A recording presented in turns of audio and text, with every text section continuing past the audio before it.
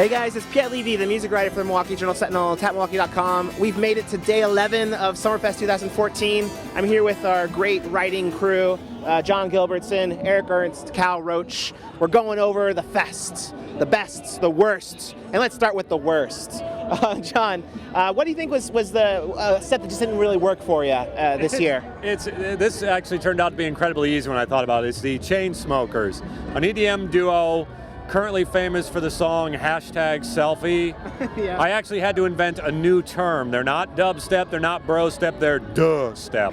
They were, everything was wrong, and this was their show.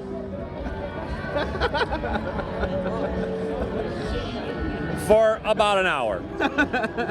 Yeah. Well, Erik, did you see anything possibly worse than that? No, there was nothing worse than that. Mine wasn't an artist-specific thing, but a setup thing. There's always been sound bleed between stages at Summerfest, but this year it seemed like that the lineup at the Johnson Control stage was a really great, sort of quieter acoustic lineup, and I saw at least 3 different headlining acts that got blasted out by the U.S. Cellular stage, and the people on stage were visibly upset. And so it's kind of disappointing that they've got that really loud rock stage just blasting into what was booked as an acoustic sort of quieter stage this year. So that's kind of a bummer. No, they need to work on that for sure. Yeah, absolutely.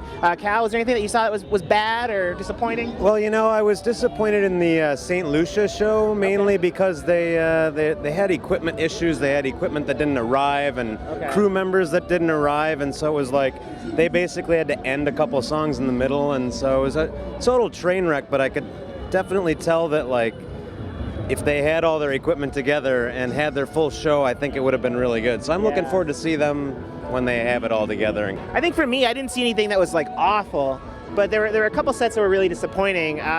Mayor Hawthorne, he opened for One Republic, and I actually liked his album last year. But live, he was just really, really flat. He came on and he was like, you know, it's going to be the best night of our lives. And then after that, it just was like the most underwhelming night ever. But why don't we talk about the best of the second half and the best overall? Jon, we want to start with you again. What do you think? We can do that. I would say that was easy too. Phantogram, which I saw just last night, really brought out a very good-sized crowd, but a very cool crowd. And actually, I think their live show, this is not something you really see with electro-pop or electro-rock, is that they were actually, I think they were better live than they are on record. And on record, they're really good. What about Erik, for you? What was the best of the second half and the best overall? I think for both, it was Zach Brown Band. Okay. This was a band that is just firing on all cylinders right now, having so much fun on stage that it just is infectious out into the crowd. A 2.5-hour set, which is unheard of in country, and they're not really a country band, they just are successful in the country genre. But for a 2.5-hour set that was filled with hits, it was filled with covers.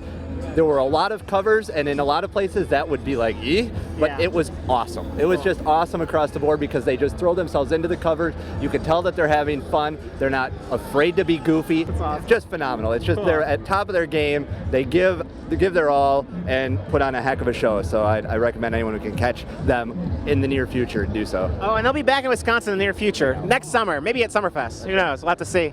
Cal, what about you? What was your favorite of the second half and your favorite overall? Yeah, I would go with Outkast for both of those. Maybe a little bit predictable, but hip hop kind of gets a bad rap, no pun intended, on as far as the live show goes. You know, a lot of artists will just do a lot of medleys of their hits and not do full songs. Whereas Outkast, it's all been about the songs, and they have so many great songs. And hearing them and seeing them perform them, they were so full of energy. The songs sounded like they could have come out yesterday. They were just like they didn't lose anything in the interim between the last time Outkast came out with music and now. They just seemed so full of life. There was no sign of like animosity between the Big Boy and Andre. They were just, I don't know, all the charisma that you would hope for was all right there, and it was just nonstop energy beginning to end, and I had no complaints about the whole show. So yeah, I was at that show too, and it was crazy good. Another one that I really liked in the second half was a Swedish pop singer named Tove Lo. She played at the U.S. Cellular Connection stage as part of the Emerging Artist series. She's got this interesting kind of signature where she sings these kind of dark, confessional, almost disturbing lyrics, but the production's really crisp and clean, really accessible.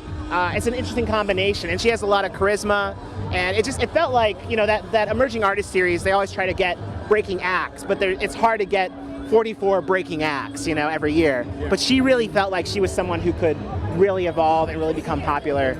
I think there's a lot of potential promise for her in the future. This is my favorite Summerfest that I've covered that I can recall. There's a lot of really good stuff.